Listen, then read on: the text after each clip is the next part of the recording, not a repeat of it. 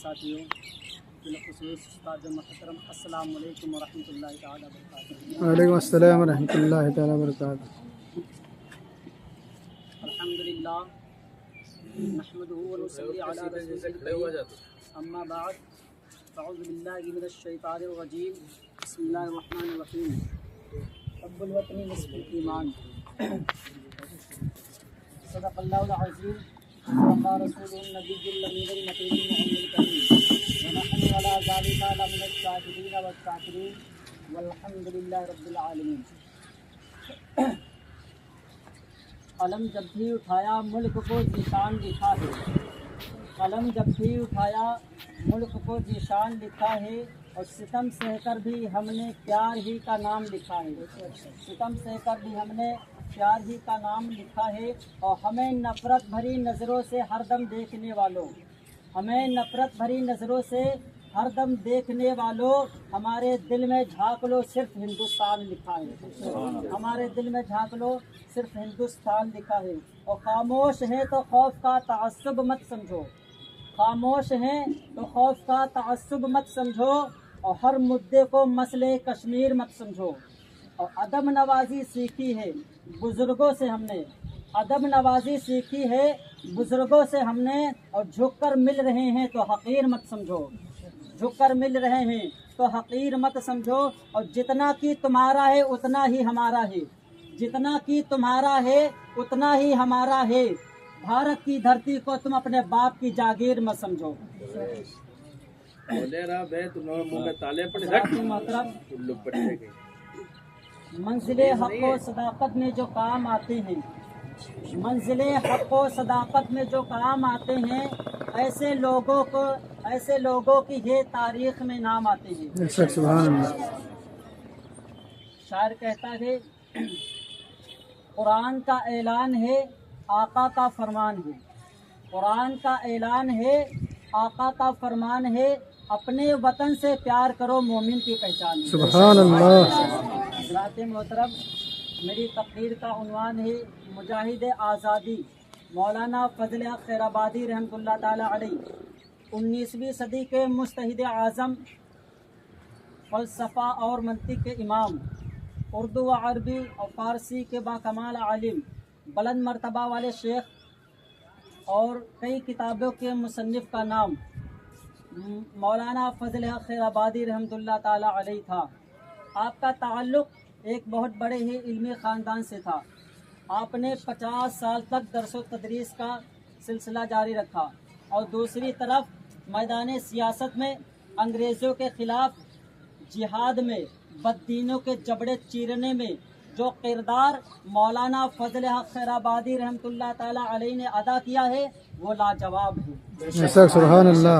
جب بڑے بڑے اصحاب انگریزوں کا کلمہ پڑھ چکے تھے، جب بڑے بڑے لوگ انگریزوں کے وظیفہ خوار بن چکے تھے، جب انگریزوں کے خلاف ایک لفظ بھی بولنا جرم قرار دیا جاتا تھا، جب انگریزوں کی سیاہ کہانیاں بڑھ حد سے زیادہ بڑھ چکی تھی، تب مولانا فضل حق خیر آبادی رحمۃ اللہ تعالی علیہ نے جب فتوی جہاد دیا، اور جب فتوی جہاد دیا تو یہ کوئی عام فتویٰ نہیں تھا، بلکہ پورے بر صغیر پر یہ آگ کی طرح پھیل گیا۔ اور اس فتوی کے سلسلے میں جب آپ کی ملاقات کرنل سے کرائی گئی تو آپ کو اس نے انگریزوں کے خلاف آپ کی نفرت کو دیکھ کر اس نے آپ کو اپنے گھر میں ہی نظر بند کر لیا، اور کچھ وقت کے بعد آپ پر جھوٹے الزامات پر مقدمے اور آپ کو کالے پانی کی سزا سنا دی۔ حضرات محترم، انڈمان جزیرے میں رہنے کی اس وقت سب سے بڑی اور سب سے بری سزا تھی۔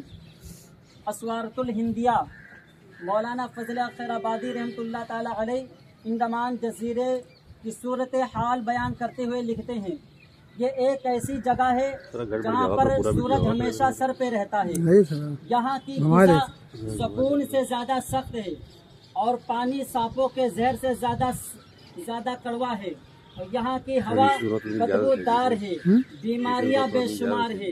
حضرات محترم، ایسا محسوس ہو رہا تھا کہ مولانا فضل خیر آبادی انگریزوں کے ظلم و ستم کے آگے سامنے کھڑے ہو کر یہ کہہ رہے تھے کہ ستمگر ادھر آ، ہنر آزما گے۔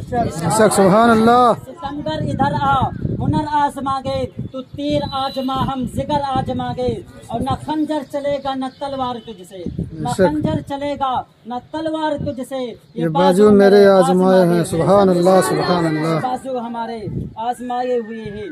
حضرات محترم، کچھ 1 سال 8 مہینہ 20 دن وہاں پر رہنے کے بعد آپ کی حالت لاگر ہو گئی اور آپ اپنی آخری سانس لے رہے تھے۔ تب ایک انگریزی افسر آپ کے سامنے آپ کے پاس آیا اور بولا کہ تم بس اتنا کہہ دو کہ میں نے جو فتوی جہاد دیا تھا، میں نے جو فتویٰ دیا تھا، آج مجھے افسوس ہو رہا ہے۔ حضرات محترم، مولانا فضل حق خیر آبادی ایسی حالت میں تھے کہ اٹھ کر پانی نہیں پی سکتے تھے، اٹھ کر اپنی دوا بھی نہیں لے سکتے تھے۔ اتنی بات سننے کے بعد آپ فوراً اٹھ کر بیٹھے اور بولے مجھے افسوس نہیں ہو رہا ہے، بلکہ مجھے تو فخر ہو رہا ہے کہ میں نے دین کی بلندی کے لیے فتوی جہاد دیا ہے۔ حضرات محترم، یوں کہہ لیجیے کہ نہ سر جھکا کر جیے نہ منہ چھپا کر جیے، نہ سر جھکا کر جیے نہ منہ چھپا کر جیے، ستمگر کی نظروں سے نظریں ملا کر جیے۔ تکبیر، اللہ اکبر، تکبیر، اللہ اکبر، رسالت یا رسول اللہ، رسالت، یا رسول اللہ، جمہوریہ، زندہ باد، جمہوریہ، زندہ باد، علامہ فضل حق خیر آبادی، زندہ باد، علامہ فضل حق خیر آبادی، زندہ باد، تکبیر، اللہ اکبر، رسالت۔ یا رسول اللہ۔ حضرات محترم، کچھ علماء کرام جو آپ کا کیس دلی میں لڑ رہے تھے، اس کو جیتنے کے بعد جب آپ کو 1861 میں آپ کو کالے پانی سے واپس لینے کے لیے وہاں پہنچے تو کیا دیکھتے ہیں؟ وہاں پر آپ کی نماز جنازہ پڑھائی جا رہی ہے، اللہ اکبر، آپ کی نماز جنازہ پڑھائی جا رہی ہے۔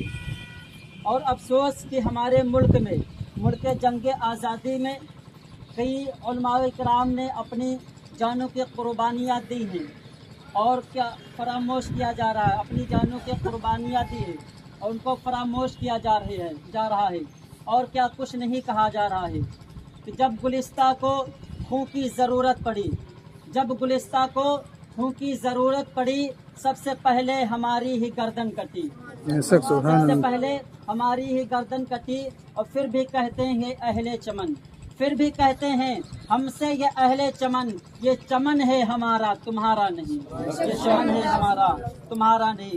حضرات محترم، آج کچھ لوگ کہتے ہیں کہ جشن عید میلاد النبی منانا حرام ہے، جشن عید میلاد النبی منانا جائز نہیں ہے۔ حضرات محترم، جشن آزادی سب مناتے ہیں، ہر انسان مناتا ہے، ہر علماء مناتے ہیں، اور جشن آزادی ہم کیوں نہ منائیں؟ کیونکہ جشن آزادی 15 اگست کو ہندوستان کے لوگوں کو آزادی ملی ہے۔ ہم کہتے ہیں اگر تیری ماں نے تجھ کو دودھ پلایا ہے تو جشن آزادی کو حرام کر کے دکھا دے، تجھے دوسرے دن یہ تجھ کو جیل میں ڈال دیا جائے گا۔ تو جشن آزادی کو حرام بتاتا ہے، تو جشن آزادی کو حرام کہتا ہے، تو ہندوستان کا غدار ہے، ہندوستان کا وفادار نہیں ہے۔ اور میں ڈنکے کی چوٹ پر کہتا ہوں جو جشن آزادی کو حرام کہتا ہے وہ پورے ہندوستان کا غدار ہے، اور جو میرے نبی کا میلاد منانا حرام بتاتا ہے وہ پوری کائنات کا غدار ہے۔ کیونکہ جشن آزادی اس لیے مناتے ہیں کہ ہندوستان کے لوگوں کو آزادی ملی ہے، لیکن 12 ربیع الاول کو آمنہ کا لال آیا، 12 ربیع الاول کو عبداللہ کا بیٹا آیا، 12 ربیع الاول کو عبداللہ کا بیٹا آیا، 12 ربیع الاول کو نبیوں کا سردار آیا، 12 ربیع الاول کو آقا بے سہاروں کا سہارا آیا، 12 ربیع الاول کو ہمارا آقا آیا، 12 ربیع الاول کو اللہ کا حبیب آیا۔ تو اس دن ہندوستان ہی کے لوگوں کو نہیں بلکہ پوری کائنات کے لوگوں کو آزادی ملی گئی۔ اسی لیے حضور اعلیٰ حضرت فرماتے ہیں حشر تک ڈالیں گے ہم پیدائش مولا کی دھوم، حشر تک ڈالیں گے ہم پیدائش مولا کی دھوم، مثل فارس نجد کے قلعے गिराते जाएंगे, سبحان اللہ سبحان خاک اللہ ہو جائیں گے عدو جل کر مگر ہم تو رضا، خاک ہو جائیں گے عدو جل کر مگر ہم تو رضا، ارے دم میں جب تک دم ہے ذکر ان کا سناتے جائیں گے سبحان اللہ ذکر ان سبحان کا اللہ مناتے جائیں گے۔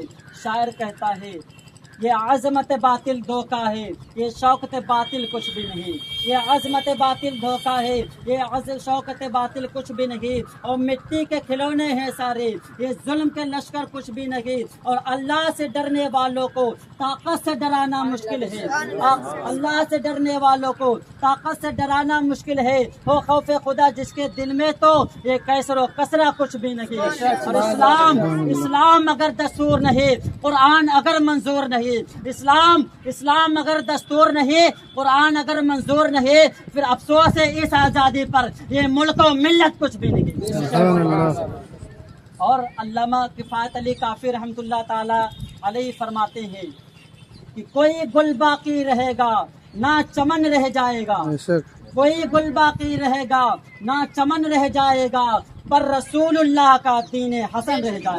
سبحان اللہ سبحان اللہ الحمد رب العالمین۔ السلام علیکم ورحمۃ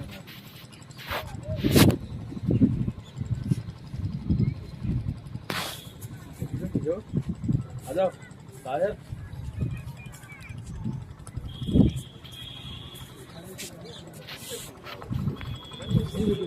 ہوں